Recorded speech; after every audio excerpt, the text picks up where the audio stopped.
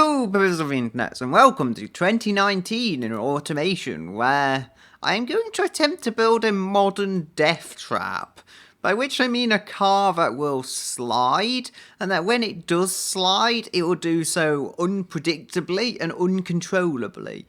Now, I'm not going to be using a front-engine car. You'll see I deselected it there. Reason for that being, or let's say car, just body in general, the reason for that is going to be that it's less likely to snap. I feel it's just a more stable way of building a car, a more perhaps obvious way of building one. But most crucially, we want something rear-engined because it's just easier to make something dangerous, I feel. Now, we have this. That looks more like a liftback, but I like it, okay? So I'm going to try this, see what I can do. It doesn't have to be crazy powerful. I did recently try and build a death trap in the early 90s. It worked okay, but it didn't have the power. Now, this being the early 2000s, I'm hoping that... Not early... What? This being the late 2010s. I don't know where early 2000s came from. But yeah, being from this era, it should be easier to get power from an engine, and I should be more easily able to build a death trap of a vehicle. So we're not going to go with a carbon fibre body. That's a bit too far for us. I think we can go with aluminium though. Should keep it light, which is useful, you know, because we want this to be quick round corners. We want it to hold corner speed until it doesn't, and then it will fall off the cliff and become a fiery mess. So, yeah, the fundamental death trap choice, should I say? I think we'll try a semi-space frame with a rear longitudinal mounted engine, as I said. I don't think you can have a regular space frame with a rear mounted engine. Oh, you can. Maybe that was added in an update, because as you'll see, we do have a fancy new studio here. And it just actually won now on this PC. Although, I'm running 100% resolution scale, because that's the one setting I can get away with, and it's not going to make any noticeable difference to a YouTube video. Yeah, besides that, it's the top settings as well, so, I don't know. It's a high-end PC, besides the fact that it's only got a quad-core. Now, there's various suspension types. I'm thinking we should keep this fairly ordinary. I don't know why I'm still on a space frame. Semi-space frame is about as good as it should get. I might be able to build it quite sporty. I don't quite know yet. I'm going to decide upon it later. Just the one thing I'm certain of, I want it to be a death trap. Should we go with an inline 4? I get the feeling the markets will prefer a cast iron block, but for the time being I'm going with a aluminium one. Dual overhead cam, but 4 valve per cylinder, not 5, because that's standard. I think 1600 cc's. If we could get it square, what's it telling me here? If we could get the engine square, but reasonably compact, it should fit without too much trouble. So you'll see here, just bringing up the stroke a little. Yes, still no trouble. I think actually 1.5. Let's be a bit on the safer side. Let's keep it down. So 78.2. There we go. Square 1.5 engine. And we'll go with some cast internals and hope they last. Again, it's a small engine, so we should be able to get away with this stuff. VVT. We're going to need a great big turbocharger to make the power, but that's okay. I'm just going with a small engine mainly so it'll fit in the car. Ball bearing, so the turbo's better. Put performance on. I'm not messing around here too much. I'm just going to get the parts that I know do it some good. I think we can save a bit of money on multi-point electronic fuel injection since it's fundamentally very, very close to direct injection. I mean, this is not going to be a pure sports car, so it's got to do other things as well. It's got to do other things as well, like being a complete death trap. We'll go with a three-way catalytic converter. Again, I might change this stuff later on. It all depends on how it's going to work. But I think for a basis of an engine, it works quite well. It'll rev... Oh. I don't think knocking's a major problem. I'm going to fix that with compression. It'll rev up to about 7,500 RPM. So as long as I'm not needing to rev this incredibly high, which I shouldn't be in a turbo anyway, we're going to be okay. Come on, 131. Oh dear. 138 horsepower and 189 torque. So yes, it's a complete torque monster. It likes to torque. This one looks weird.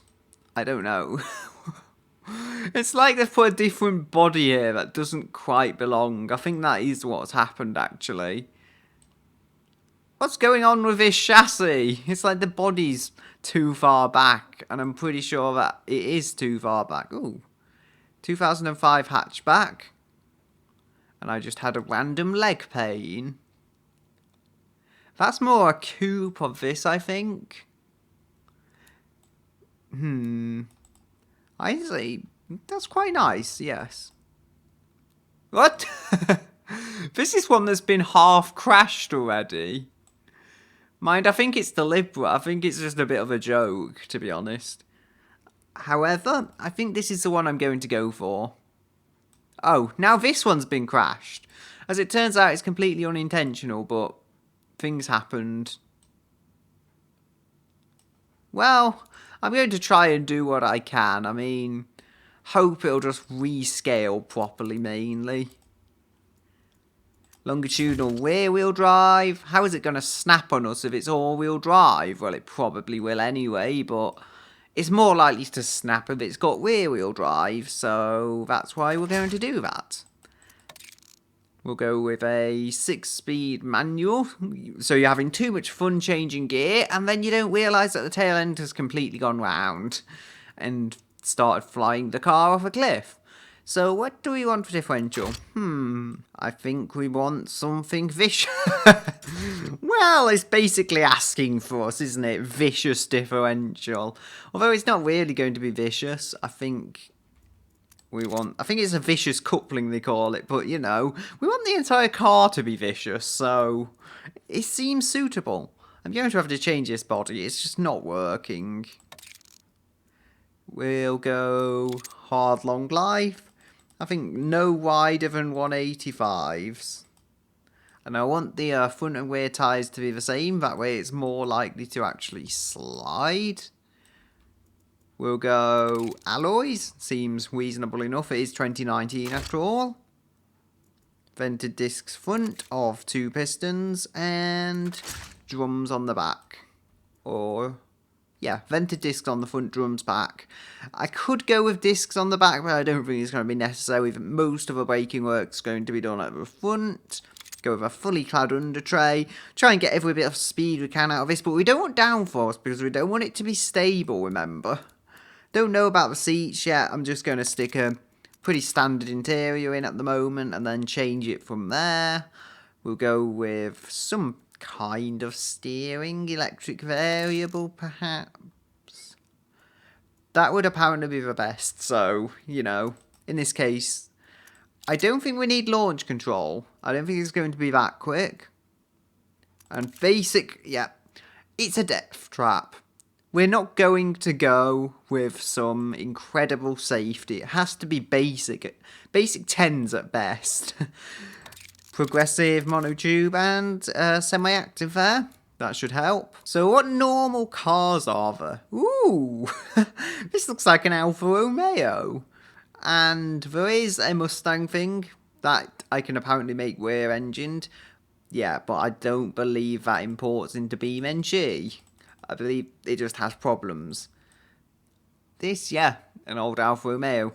Should be amusing, but it is, again, old. I don't know, it's old and it looks it. I might get away with that because it doesn't look massively old, if you see what I mean. Like, we want it to be a fairly modern car, and this I could probably get away with calling it modern. It would look a little strange, with the large windows, since cars these days have tiny slits for windows instead of actual windows. But I think I could still get away with it. Now, can we go with an inline 3-cylinder? Yes, we can.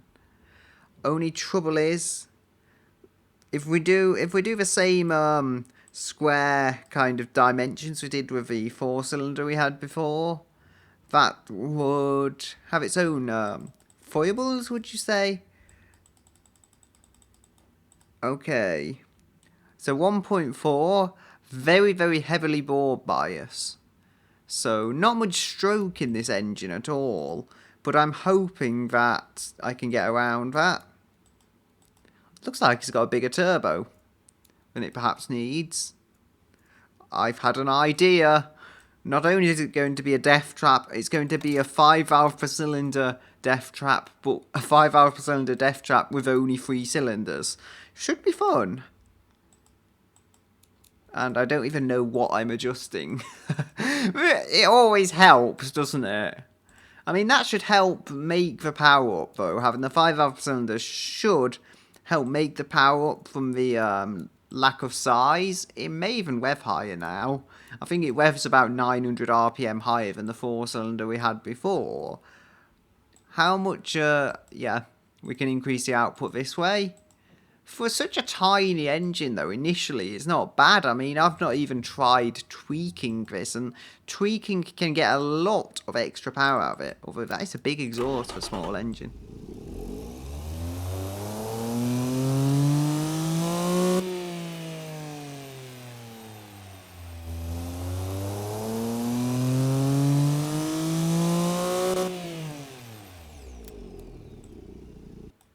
So, I couldn't hear the turbo there, which usually means the one thing that the turbo just isn't doing much.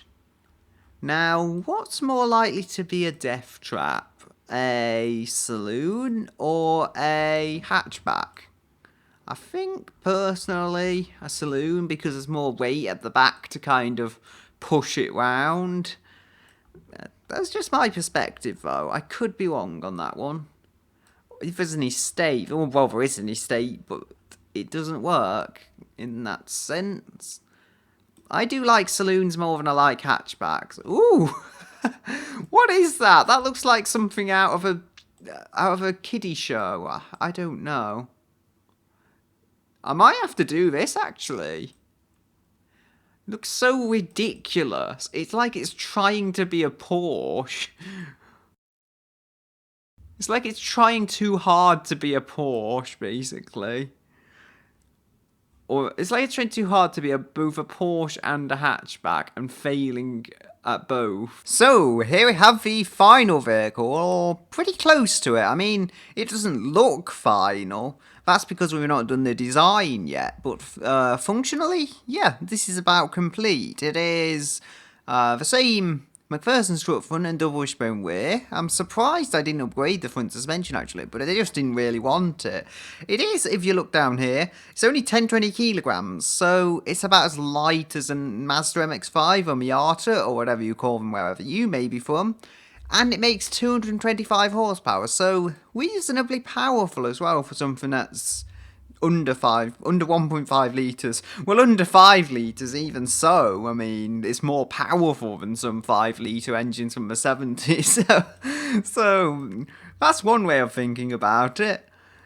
And, yeah, the transaxle does save a lot of weight. That's the reason we're able to have 4 seats, yet still keep it down to MX-5 weights. You'll see it does very well in the fun and family sport categories, which is where it should. But is it going to be enough of a death trap? Well, it sits incredibly, incredibly low. I mean, I would say it still looks like it could be a bit lower, but it's not. It can't go any lower. I mean, yeah, 157.6. I blame the front McPherson struts, but not that it really matters. It looks good at this wide height, so I'm not bothered. We have basic safety, naturally. Makes it a bit more of a death trap if it has basic safety. If it had standard safety, it would be safer, and I would have done it if the markets really required it, but they didn't. We've got some more standard interior stuff, saves a bit of money over having the premium stuff. I've gone up to +2 in quality because I decided as a kind of sporty road car, that would be a good level. But yeah, I've never exceeded +2 on any other categories. I could actually adjust the brakes, but I don't think I need to. They're small enough as it is. I mean, I could have tried going up on quality, but I don't think it would have had much advantage unless 138.4. Yeah, it doesn't seem to show any advantage to that. Maybe there would be one, but I couldn't really see it. Now I think of it though, it has got quicker than it was, and the miles per gallon is 60 miles per gallon, which is crazy good. I mean, far better than it should be. Wheels are 18 inches, can't go any bigger, as I just tried and it failed. So, if we're targeting family sport, that was always the main target, I would say. I would say because we don't actually lose that much performance or cost that much extra money, we could go with smaller brakes. I mean, it doesn't seem ideal though. No, I just can't do it. I can't do it in a way that's going to particularly benefit the car. That's all. I finally tuned this. Why am I even trying to go back? I'll probably just make more of a disaster of it. Oh, also, for brake technology, I ended up with vented discs on the front and solid discs on the rear instead of drums, which I started out with. But they're still one piston brakes. I'm not gone crazy high end in that respect, and nor should I have to when the car is only circa 10-20 kilograms. The acceleration is 4.4. It was reporting 4.7 before, but not anymore. I think it's because I maybe went with narrower sport compound tyres, and that makes quite a difference. So yeah, they are still extremely narrow though, which is good. It should mean when the turbo boost comes in, it is more likely to become a death trap and chuck you off the side of whatever cliff you are near to. So we'll have that, yeah. 73 is still the best for miles per gallon, which is 60 miles per gallon for something with 220 horsepower. I don't think is half bad, really. And then we can go see this. Extra body quality because I wanted that to be good. Quite frankly, that's the only reason. There was quite an interesting balance I had to do here. You'll see we've got a massive exhaust. Again, just about making the power. I've pushed it to about the limit of where it does make notable differences, let's say. I could lower it still, but I don't know. Maybe we could go with one muffler.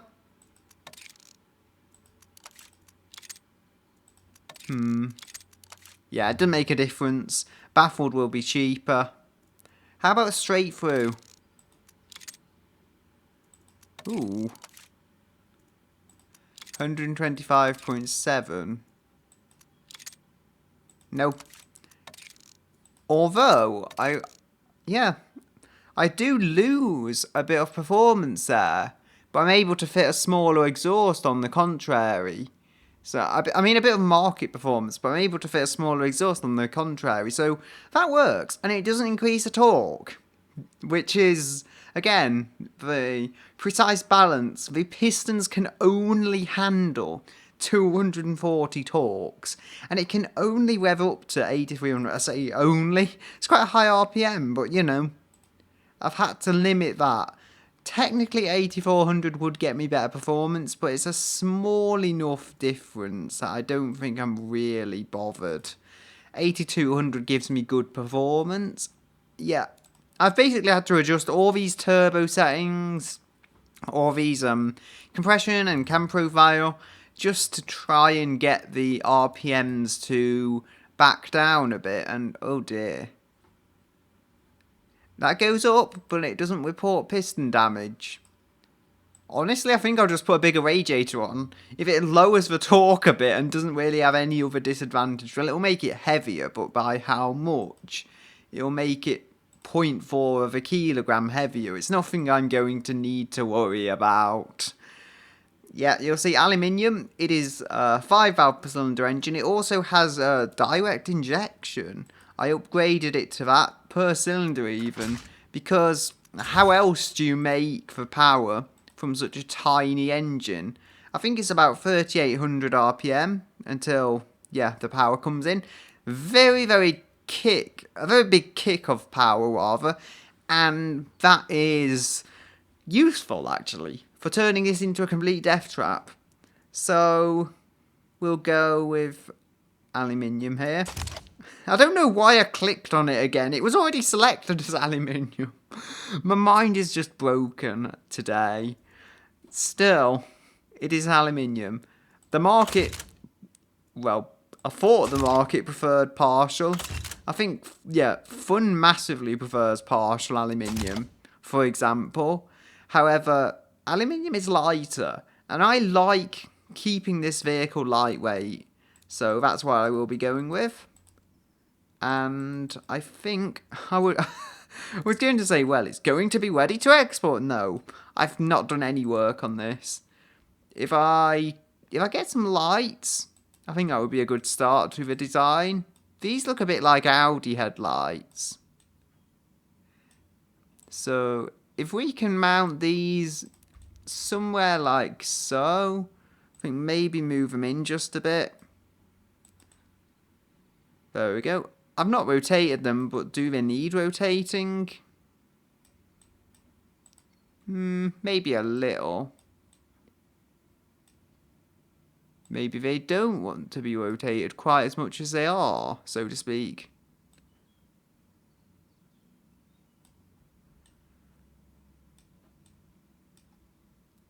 Ooh, look at that. Very curved headlights. I think they're a bit too high on the body lines, actually. Nope, they just don't work. Okay. So, time for plan random. I seriously do need to think of something, though, of how to design this. We want some lights that look modern, basically. But we don't want to execute them in a messy way. We still want it to look good. These are blobby, and I think they could work. Maybe not these specific trim, would you say, of the lights? Do you call headlight versions trims in this game? How about that? No. Me no likey that one. Although, if I made one of those thingy-me-bobs indicators on the edges, that could work. So that's a potential. That, no, just doesn't suit the car. Nor does that. This one, I find that one could look quite good if used properly. So, again, we'll have to try changing bits, I guess. But it doesn't look like you could do that. It looks like you can either change all of them or change none of them. So, again, I have to just reset that to what it was. I don't know how I'll get that material back. Come on. I have to mount the indicators somewhere else. Not that that is the end of the world, I can't mount them there. They work okay at the very least. We need... Oh yes, the World Wide Web. Isn't it a wonderful thing? This is not going to work. Right, so we've tried that. I don't want this video to take ages because I'm spending ages designing it. I do want to actually move things along. I don't need a front lip, I know that much. So, whatever I do down here doesn't have to have a front lip. Now we do have some kind of lights on here. I think if we... Yeah, that one suits it a bit more. I think if we go and adjust the lights, yeah, that's where we want our indicators. And they work quite well. We're going to need a grill, naturally. Any more of these? No. I don't want any chrome in it. I just want a simple grill. It's weird for me to say I love me chrome, but in this particular case, the situation doesn't call for it. We just call for a regular old grill. I said regular twice. I don't know why. I may be crazy.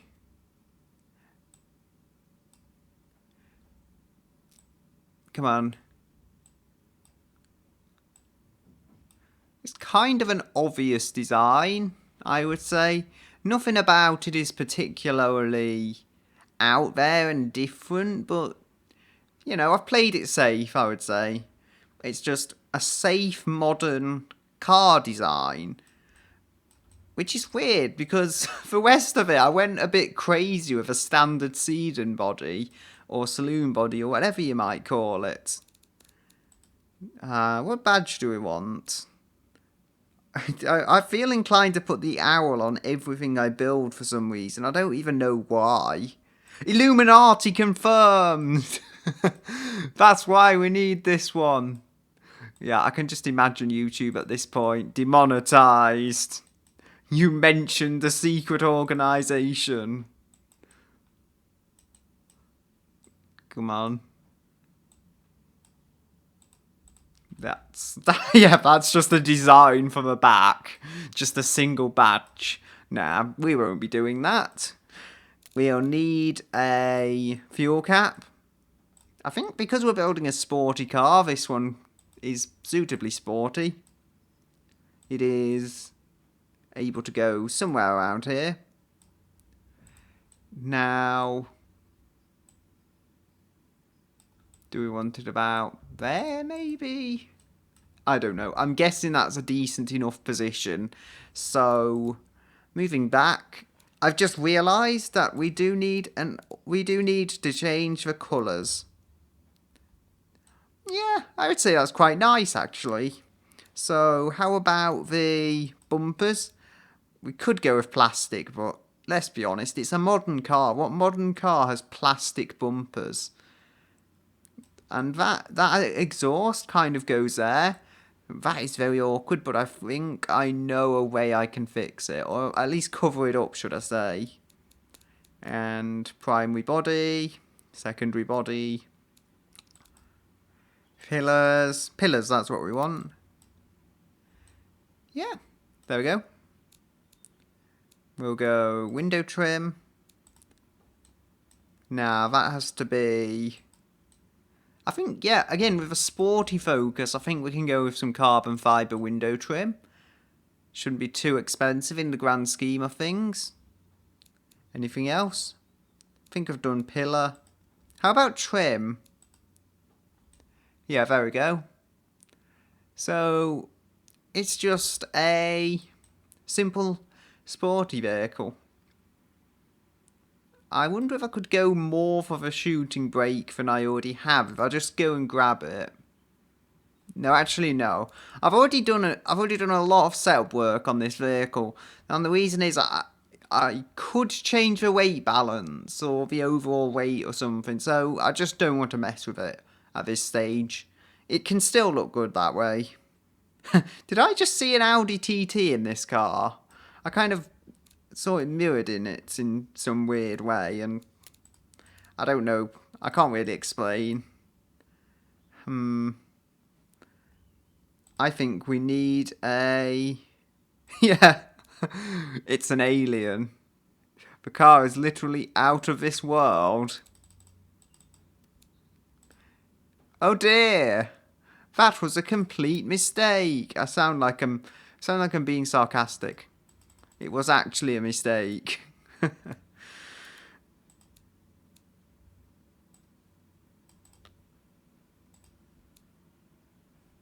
Right, so there's just nothing on the front. Right, that's going to stay there. For risk of damaging anything else on the car, I'm not going to move it too much. Or at all, should I say.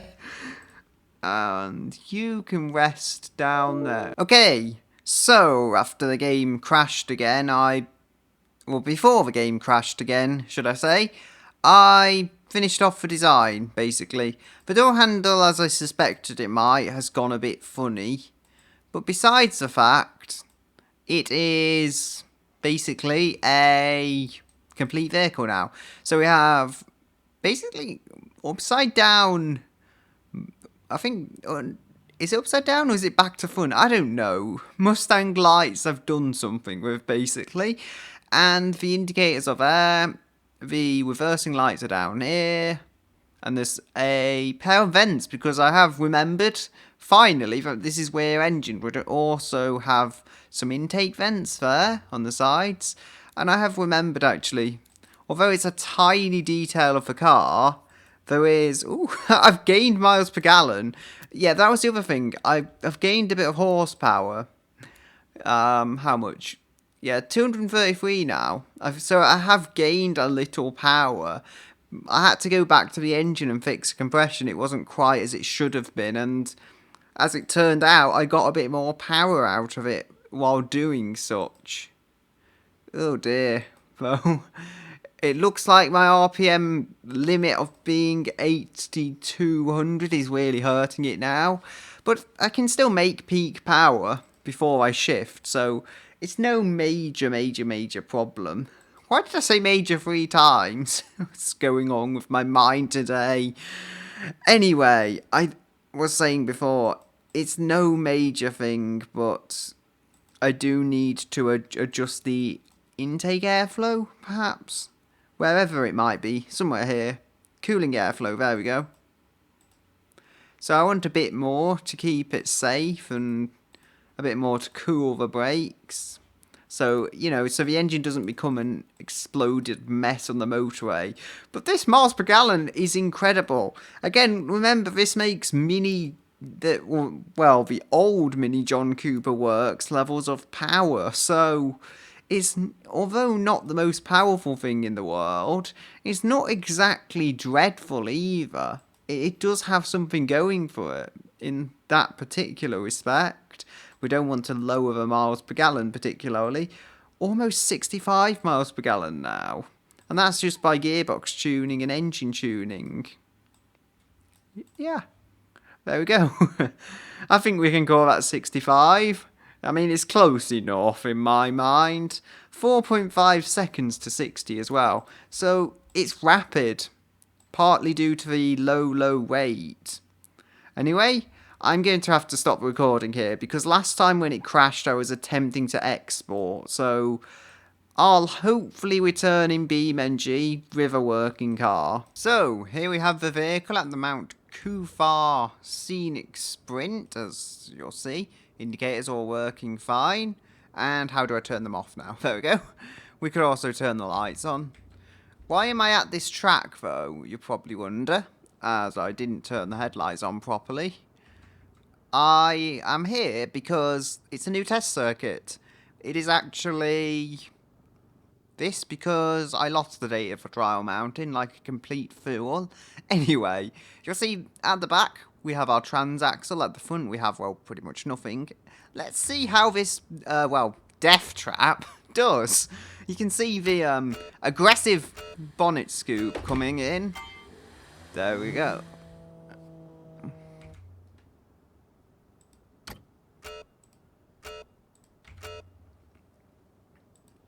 And again, I forgot to turn electronic stability control off, so there we go. Ooh. It does have a kick of speed and then understeer, surprisingly. I was expecting this to be a lot more oversteer than it was there. Come on. Nice gear shifting though. Mind. Oh dear. Didn't want to get caught on the rocks. Almost felt like I would do that there. Ooh. How is there so much grip to this? It's actually a really nice drive. I mean, this is what I was scared of. I must say, oh dear. Okay, I had a crash, but not for any other reasons. A death trap like this, or what's supposed to be a death trap, should have caused a crash. Come on. Oh, I have 5 laps. Oh dear. There we go. The death trap showed. It did. It just chucked me around. Amazingly, it wasn't a very scary way of doing things. I mean, since this lap is thrown away, I'm going to just check the front of the car before I set off again, because I did bump that. I want to just make sure it's cosmetic, and yes, it does look like it's cosmetic damage, so it shouldn't really affect the times we are setting. Ooh, come on. I have to be scared though, because that crash could have escalated to something much worse. Oh dear, it doesn't feel like it's driving straight. It feels like it's veering to the right, I think. Whoa! It was sliding, I mean, I don't know. Okay. It's in some kind of condition and I'm not sure I really trust it. I think I've lost one of my front wheels. So far, I guess the death trap has lived up to its name. Oh, well, it's not really called a death trap, but it's lived up to its intentions. Right, I'm going to try my best, because I have wrecked the car in some way, but it is still pretty drivable, actually. I must be honest. First gear, much better here, but I got caught in a very awkward time. Still, I think I got going a bit better. Oh, turbo boost came in. It feels almost like a very badly set up all-wheel drive car. Oh, come on, yeah. Whatever I've damaged may have made it easier, though. Oh, come on. He's understeering terribly now. Oh, come on. This way, this way. No, no. You're a death trap. You don't want to listen to me, do you? Which I guess makes sense, really, in the grand scheme of things. Oh. I think I might have lost a wheel. Ah, dear. Come on. Got caught in a very horrendous understeering. I think I saw my own wheel, though. So, yeah. Things are not particularly as you would expect them to be. Mind, I am still going faster than the pigeon I tested with, which is saying something. And I reckon I could set an incredible time, possibly the fastest, let's say, three-wheeled vehicle here. Come on, you were in first gear, I shifted into first, so why did it go into neutral? Come on. And that was third, I'm sure. Maybe I'm just losing my mind, but I'm pretty sure that was third gear. And again, yeah, understeer there, I'll have to just hit the barrier and hope for the best. Oh, I might not even make it to the end of this run, if I'm entirely honest. Come on, slow it down. Yep. I'm not really trying at this stage. Come on, round this corner. Oh dear. Yeah, almost certainly lost a wheel, and I don't want to be in that gear. That was my fault, I will accept. Come on. So, how quick have we gone?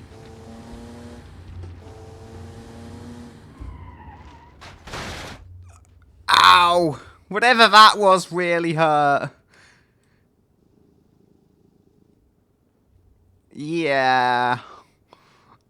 As I said, I think we've lost a wheel. Amazingly, it looks like we're going to just be able to like get off these rocks and keep going. Come on. There we go. It took us a short while to kind of find our way, but come on. I can't really see where I'm going. I mean, the angle of the camera. The angle of the camera is just so badly messed up from that impact. Come on. I was in gear, I'm sure of it there. Third. Yeah, I messed up with fifth. Oh dear. Come on. I'm not going to set a quicker time than I have already. With a car in this state, I just have to accept it. Because it's had its day. I mean, a 1 minute 12 isn't too bad. 1 minute 13 it's closer to, but even so, that seems like a half decent time in itself. So, you know, it's at least had a chance, and I think it's at least set a semi-decent time, but it's a death trap. I mean, I wanted the car to handle terribly, and the fact that it feels brilliant, it makes it even better in some ways, because it feels like the car's never going to leave you, and then it just suddenly slides for no reason, and you don't know why. It's unpredictable, it's uncontrollable when it does. Yeah, pretty nice. Let's see these reverse lights in action. I don't think I've showed that yet. There we go. Yeah, neat little reverse lights too. I'm pretty happy. Overall, it looks good, it corners bad, well, it corners good to a point and then gives up. Yeah. Until next episode, I'll say goodbye until another day.